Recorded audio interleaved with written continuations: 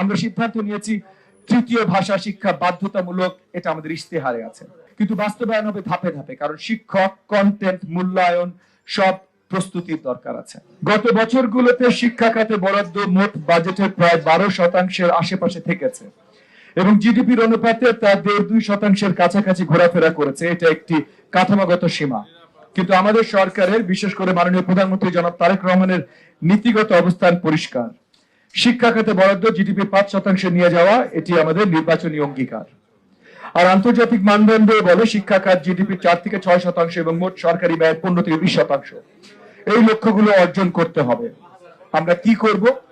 অর্থ মন্ত্রণালয়ের সাথে মাঝারি মেয়াদের বাজেট কাঠামো অনুযায়ী 3 বছরের ধাপে ধাপে ফিসক্যাল আপলিফট প্ল্যান দেব। শিক্ষা খাতে বরাদ্দ বাড়লেও শুধু মোট টাকা নয়, কোথায় টাকা যাবে সেটাও বদলাতে হবে। তাই বাজেটের সমতা ও শেখার ফলাফল দুটি প্রধান সূচক হবে। এখানে আবার বলি, মাননীয় প্রধানমন্ত্রী জনাব তারেক রহমানের ভিশন হলো সামাজিক ন্যায় ও দক্ষতা, দুটোই একসাথে। 2 নম্বর পয়েন্ট, উন্নয়ন বাজেটের বাস্তবায়ন। শুধু বরাদ্দ বাড়ালেই হবে না, খরচের গুণগত মান বদলাতে হবে। আমরা স্বীকার করছি উন্নয়ন বাজেটের একটি বড় অংশ বছরের শেষে হঠাৎ খরচ হয়। এর ফলে বই, নির্মাণ কাজ, প্রশিক্ষণ সবকিছুই স্কুল ক্যালেন্ডার মিস করে। এবং একটি কঠিন সত্য আজ আমি পরিষ্কারভাবে বলছি, গত অর্থ বছরে মাধ্যমিক ও উচ্চ মাধ্যমিক উন্নয়ন তহবিলের প্রায় 53% অব্যবহৃত থেকে ফেরত গেছে। এটা শুধু অর্থনৈতিক ব্যর্থতা নয়, এটা শিক্ষার্থীর সময় ও সুযোগের ক্ষতি। আমরা কি করব? প্রশাসনিক জার্গনে বলছি যাতে আপনারা মাপতে পারেন। পরিকল্পনা মন্ত্রণালয়ের পরিকল্পনা কমিশনের বার্ষিক উন্নয়ন কর্মসূচি অনুমোদন ও প্রকল্প গেট কিপিং স্কুল বর্ষপঞ্জির সাথে রিঅ্যালাইন করব। অর্থ বিভাগের ক্যাশ রিলিজ সমান কিস্তি না করে মাইলস্টোন ভিত্তিক করব। টেক্সট বুক, প্রশিক্ষণ, নির্মাণ সবগুলোই আলাদা মাইলস্টোন থাকবে। ইলেকট্রনিক সরকারি ক্রয় ব্যবস্থা বাধ্যতামূলকভাবে আগে ভাগে চালু করে প্রি প্রকিউরমেন্ট প্ল্যানিং করব, যাতে জুনে এসে দরপত্রের ভিড় না হয়। কন্ট্রোলার জেনারেল অফ অ্যাকাউন্টস এর লেজার পর্যন্ত হিসাব থাকবে, কিন্তু সেই হিসাবে শেষ গন্তব্য হবে ক্লাসরুমের কন্ট্রাক্ট আওয়ার, মানে পাঠদানের ঘন্টা। 3, উন্নয়ন ব্যয়কে আবার অগ্রাধিকার। চলতি ব্যয় স্কুলকে খোলা রাখে, কিন্তু উন্নয়ন ব্যয় স্কুলকে আধুনিক করে। আমাদের অগ্রাধিকার হবে শিক্ষক প্রশিক্ষণ, প্রতিষ্ঠান শক্তিশালী করা, বিজ্ঞানাগার, গ্রন্থাগার, ভাষা ল্যাব তৈরি করা, ডিজিটাল কন্টেন্ট ও মূল্যায়ন সক্ষমতা তৈরি করা, স্কুলের অবকাঠামো, বিশেষ করে পানি, স্যানিটেশন, নিরাপত্তা ব্যবস্থা ঠিক করা। এখানে আমরা নির্বাচনী অঙ্গীকার বাস্তবায়ন করব। মিড ডে মিল, পরিষ্কার টয়লেট এবং নারী শিক্ষার্থীদের জন্য উপযুক্ত স্বাস্থ্য সেবার সহায়তা। কারণ মাননীয় প্রধানমন্ত্রী বারবার বলেছেন, শিক্ষার মান মানে শুধু বই না, শিক্ষার্থীর মর্যাদা।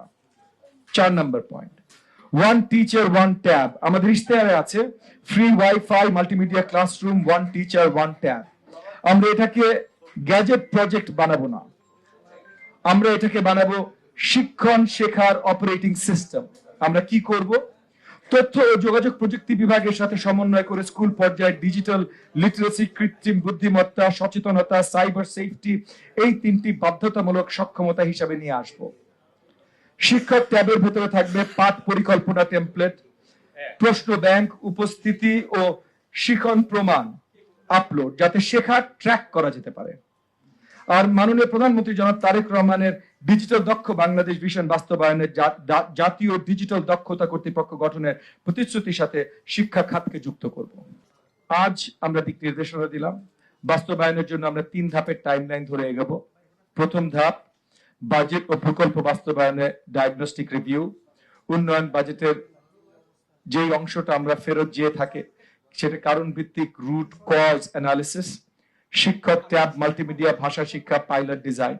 দ্বিতীয় ধাপ, মাননীয় প্রধানমন্ত্রী জনাব তারেক রহমানের সম্মতি নিয়ে আমরা জাতীয় শিক্ষা রোডম্যাপ ঘোষণা করব, মন্ত্রণালয় ভিত্তিক, বিভাগ ভিত্তিক এবং পরিমাপযোগ্য সূচক সহ। তৃতীয় ধাপ, পরীক্ষা ও মূল্যায়নের বড় টেকনিক্যাল রিফর্ম, কারিগরি, সাধারণ মাদ্রাসা ব্রিজিং, বিশ্ববিদ্যালয় গবেষণা ও ইনোভেশন গ্র্যান্ড স্কেল আপ। আজ আমরা সম্মানিত সাংবাদিকদের সামনে প্রতিশ্রুতি দিচ্ছি, আমরা শিক্ষা নিয়ে রাজনীতি করব না, আমরা শিক্ষা নিয়ে রাষ্ট্র গড়ব।